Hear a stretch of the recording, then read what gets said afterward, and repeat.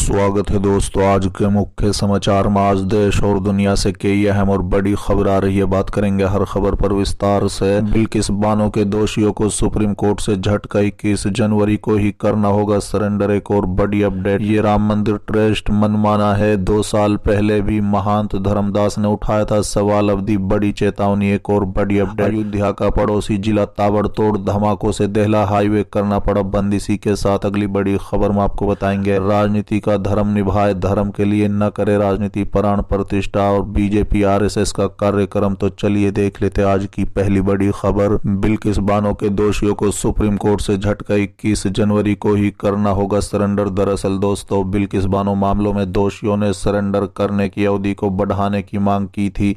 उन्हें supreme court से शुक्रवार को बड़ा झटका लगा है। शीर्ष अदालत ने सभी दोषियों की ओर से दाखिल की गई याचिकाओं को खारिज कर दिया है। बता दें, जस्टिस बीवी नागरत्न की पीठ ने सभी याचिकाओं को खारिज करते हुए कहा है कि सुप्रीम कोर्ट की ओर से 2 सप्ताह में आत्मसमर्पण करने के पिछले आदेश का अनुपालन किया जाए।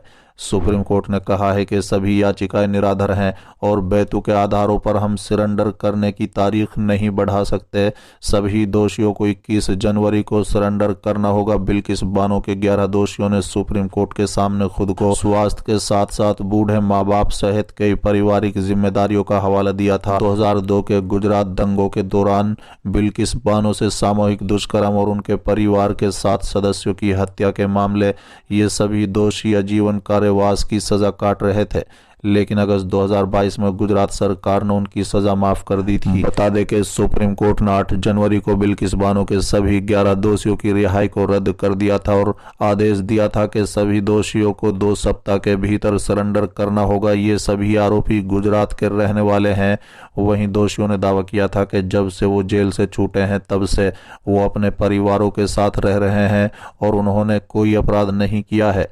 सुप्रीम कोर्ट ने सभी 11 दोषियों को रिहाई पर सवाल खड़े किए थे। कोर्ट ने कहा था, महाराष्ट्र में दी गई सजा को माफ करने का अधिकार गुजरात सरकार के पास नहीं है। गुजरात सरकार ने मई 2022 के फैसले के खिलाफ समीक्षा याचिका दायर नहीं करके महाराष्ट्र सरकार की शक्ति छीन ली। चलिए अगली खबर, ये राम मंदिर ट्रस्ट मनमाना है। 2 साल पहले भी महान धर्मदास ने उठाया था सवाल, अवधि बड़ी चेतावनी। दरअसल दोस्तों, रामलला के नाम पर मुकदमा दायर करने के बाद अब नरवणी अनी अखाड़ा के महंत धर्मदास का बयान आ रहा है। उन्होंने ऐलान किया है कि राम जन्मभूमि मुकदमे का फैसला जिस 70 साल से चली आ रही जिस रामलला नाम की मूर्ति का हक में आया है, उसी मूर्ति की स्थापना गर्भगृह में होगी। उसके अलावा किसी मूर्ति की स्थापना गर्भगृह में नहीं हो सकती। हालांकि इससे 2 साल पहले भी उन्होंने आरोप लगाया था। महंत धर्मदास से ट्रस्ट को लेकर सवाल किया गया था तो उन्होंने कहा था कि राजनीतिक वर्ग से अभी भी झेल रहे हैं और पहले भी झेल रहे थे। अभी यह है कि ट्रस्ट बनाया है, ये राजनीति बना है। ट्रस्ट में वैष्णव को नहीं रखकर अपने लोगों को रखकर पैसा वसूल करने लगे और अपनी ही अधिकार जमाने लगे। 100% में से 80% राजनीति हुई है। ट्रस्ट को सामाजिक परंपरा के बारे में मालूम नहीं है। जिसका राम जन्मभूमि से कोई लेना देना नहीं है, उन लोगों को ट्रस्ट में बिठा दिया गया है। बता दें कि निर्वाणी यानी अखाड़ा के महंत ने कहा है कि वहां अपना अस्तित्व बनाने की कोशिश की जा रही है। मैंने केंद्र सरकार को नोटिस दिया है, हमको राज्य सरकार से कोई मतलब नहीं है। कोर्ट की ओर से नोटिस गया है, ये जो ट्रस्ट बना है वो मनमाना है। 1949 में बाबा अभिराम जी द्वारा मूर्ति रखा गया था, अभी तक उन्हीं की परंपरा से पूजा हो रही है।